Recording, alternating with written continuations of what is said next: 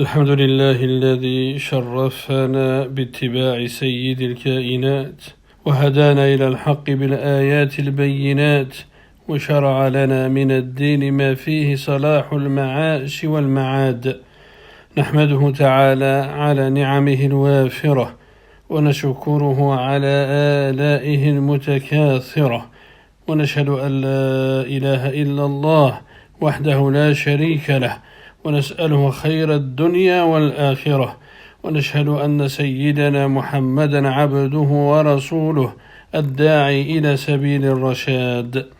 اللهم فصل وسلم على سيدنا محمد الصائم القائم وعلى آله وأصحابه الأكارم وأولي المكارم، ما تعاقب الجديدان أو تكررت المواسم، وعلى التابعين لهم بإحسان في الأقوال والأفعال والاعتقاد. يا أيها الذين آمنوا اتقوا الله حق تقاته ولا تموتن إلا وأنتم مسلمون. Louange à Allah, nous lui adressons nos éloges, lui demandons son aide et d'être guidés. Nous lui demandons son pardon et nous nous repentons à lui. Nous avons foi en lui et nous nous en remettons à lui. Nous le remercions du bien qui tout entier lui revient et nous cherchons refuge auprès de lui contre les méfaits de notre âme ainsi que contre nos mauvais actes. Celui qu'Allah guide, personne ne peut l'égarer, et celui qui l'égare, personne ne peut le guider. Et j'atteste qu'il n'est d'autre divinité qu'Allah, seul et sans associé. Il a gratifié ses serviteurs des bienfaits, de la miséricorde et du pardon. Il s'est montré généreux à travers les moments du bien, à travers les moments de bien et de bienfaisance dans les périodes d'aisance, de sécurité et de don. Et j'atteste que notre prophète est son serviteur et son messager, le meilleur de ceux qui ont accompli la prière, ont jeûné et se sont levés pour veiller la nuit en prière. Que la prière d'Allah et son salut soit sur son messager Muhammad sallallahu alayhi wa sallam, ainsi que sur sa famille, ses compagnons et ceux qui l'ont suivi.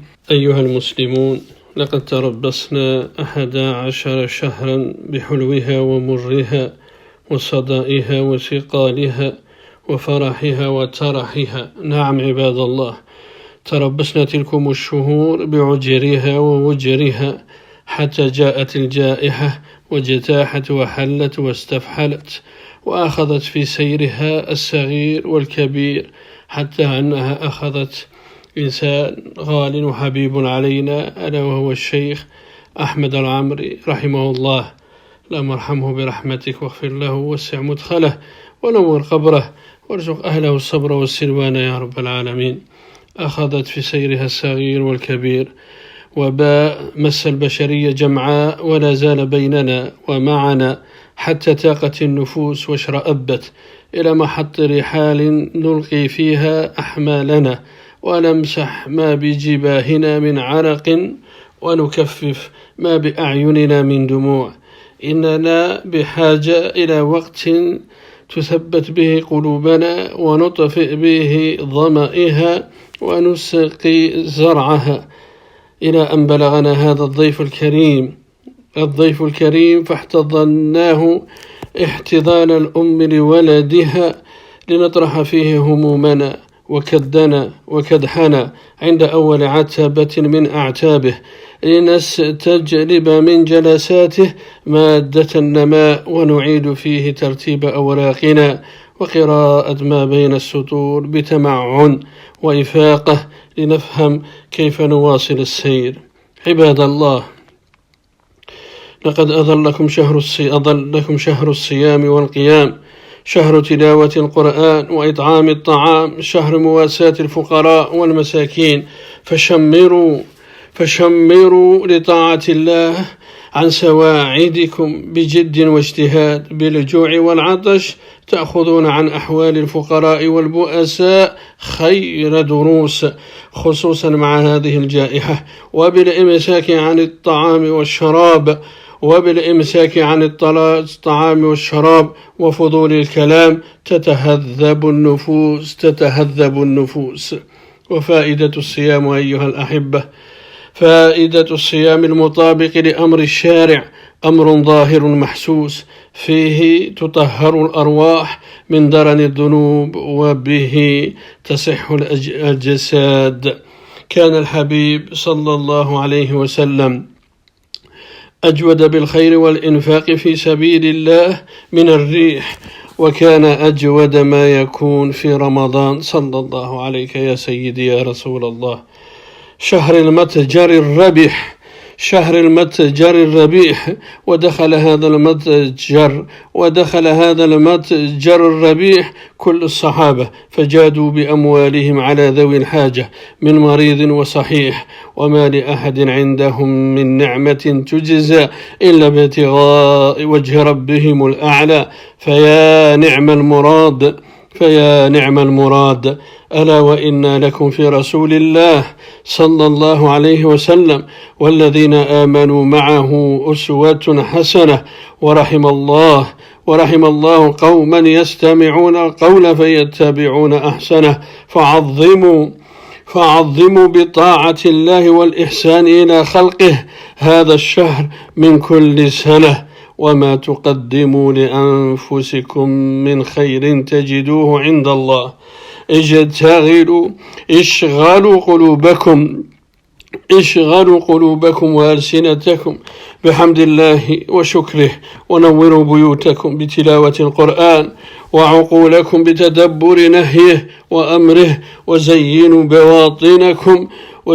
بواطنكم بحب بعضكم بعضا، فإن الله يغفر في رمضان لأهل الذنوب غير الذنوب العداوة والأحقاد. وفي رمضان أيها الأحبة بعث الله محمدا صلى الله عليه وسلم بشيرا ونذيرا، وفيه كذلك نصر الله المسلمين ببدر وفتح لهم مكة، وكفى بالله وليا ونصيرا. وفيه نزل القرآن هدى للناس وبينات من الهدى والفرقان، ولهذا افترض تعالى صيامه وتعبدنا بقيامه، ووعدنا على ذلك أجرا عظيما وثوابا جزيلا، والله لا يخلف الميعاد. وشرع الله للمسلمين في رمضان صلاة وزكاة وصياما، وأكرمهم فيه بليلة القدر هي خير من 83 عاما. ومع هذا الابتلاء بالجائحة ترقبوها في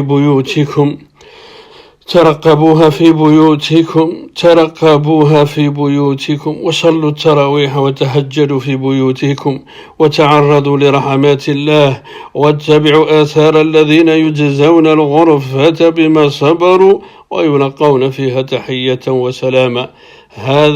هذا ما توعدون ليوم الحساب، إن هذا لرزقنا ما له من نفاد.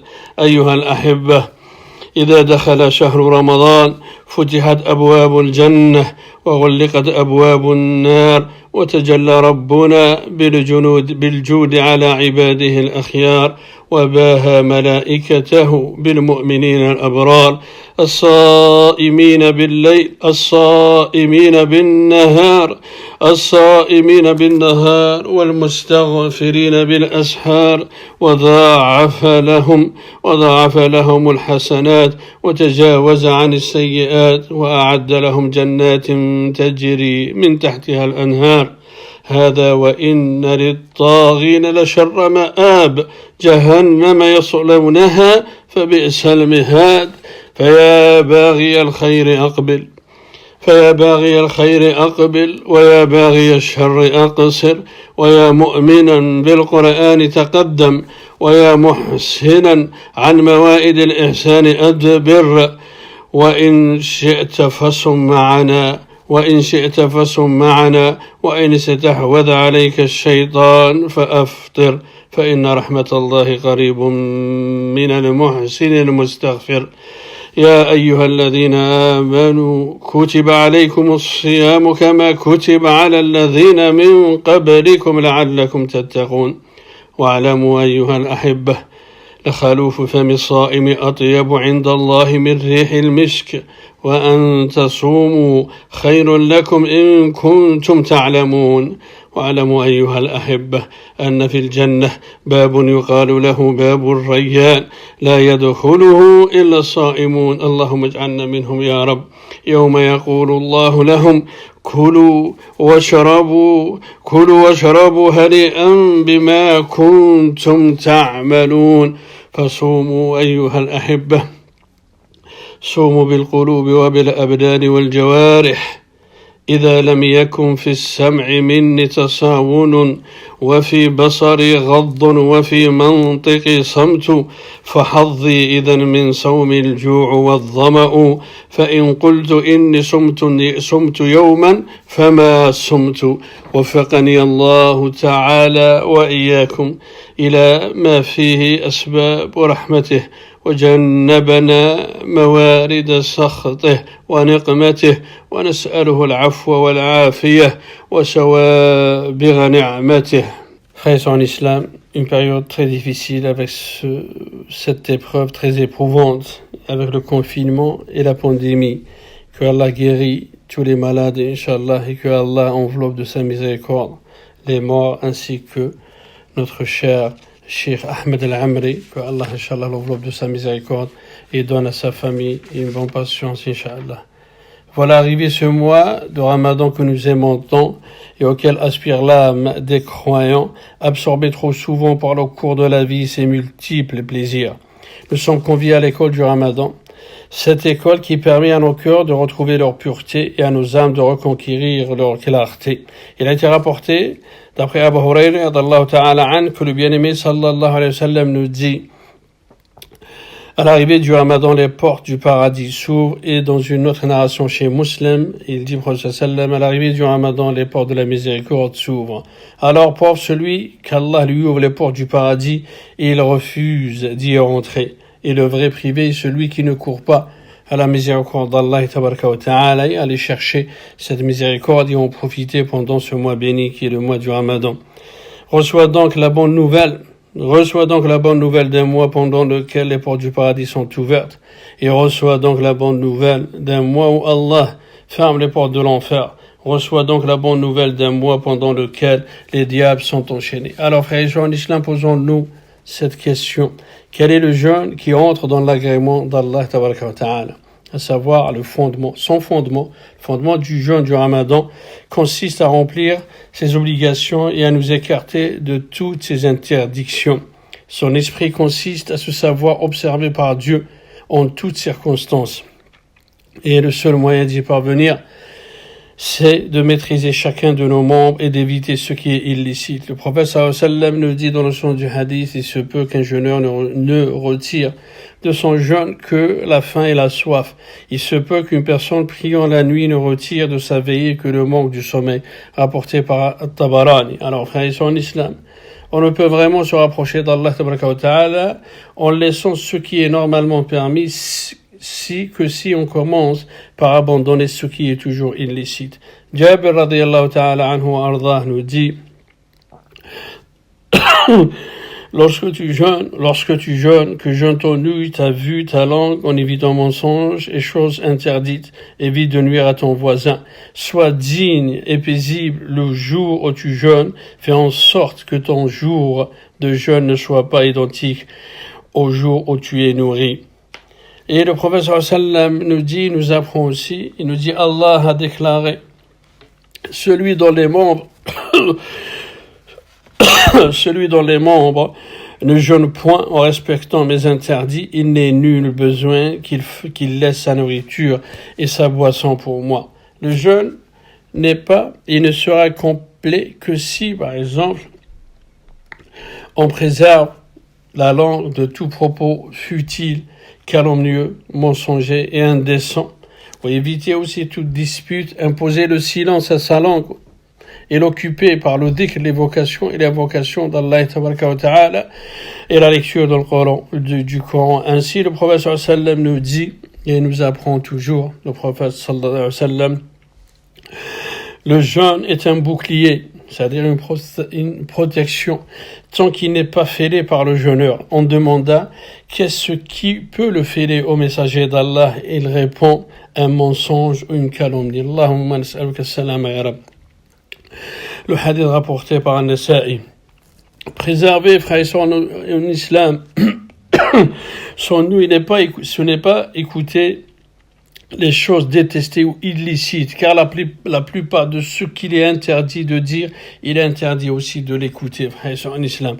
Maîtriser aussi le reste de ses membres, et son cœur de toute forme de rancune, de jalousie ou de haine. Préserver son ventre en ne mangeant que ce qui est licite au moment de la rupture du jeûne, Inch'Allah. Et inversement. En islam, le jeûne en soi, il a pour but et impact sur nous. Il adoucit le cœur et il rend le corps plus apte aux œuvres cultuelles. Ya Allah, nous demandons à Allah qu'il ouvre pour nous les portes de sa miséricorde en ce mois béni et qu'il accepte notre jeûne. فنسألك اللهم يا ربي في هذا اليوم المبارك من الشهر المبارك اللهم اجعل صيامنا في رمضان صيام الصائمين وقيامنا قيام القائمين اللهم نبهنا فيه عن نومة الغافلين اللهم اجعل لنا فيه نصيبا من رحمتك الواسعة واهدنا فيه لبراهينك الساطعة وخذ بناصيتنا إلى مرضاتك الجامعة بمحبتك يا أمل المشتقين اللهم افتح لنا فيه أبواب الجنان اللهم افتح لنا فيه أبواب الجنان اللهم افتح لنا فيه أبواب الجنان واغلق عنا فيه أبواب النيران واغلق عنا فيه أبواب النيران واغلق عنا فيه أبواب النيران ووفقنا فيه لتلاوة القرآن ووفقنا فيه لتلاوة القرآن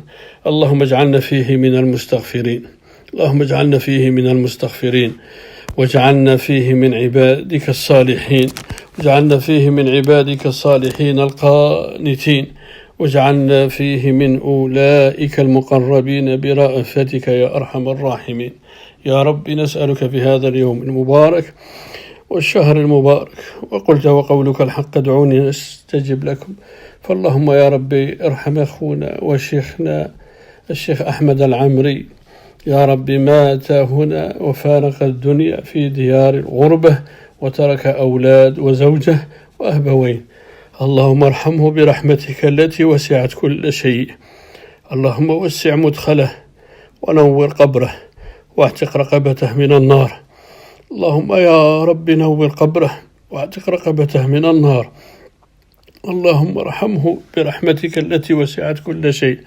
اللهم مد له في قبره مد بصر إنك على كل شيء قدير اللهم يا رب صبر أهله اللهم يا رب صبر أهله وصبر أولاده وأبويه اللهم يا رب نشهد له بأنه شهد لك بالوحدانية ولنبيك بالرسالة بالإسلام دينه يا رب إنه حافظ لكتابك فاللهم يا رب ارحمه برحمتك التي وسعت كل شيء إنك أنت الغفور الرحيم وارحم الموتى يا ذا الجلال والإكرام آمين آمين آخر دعوانا أن الحمد لله رب العالمين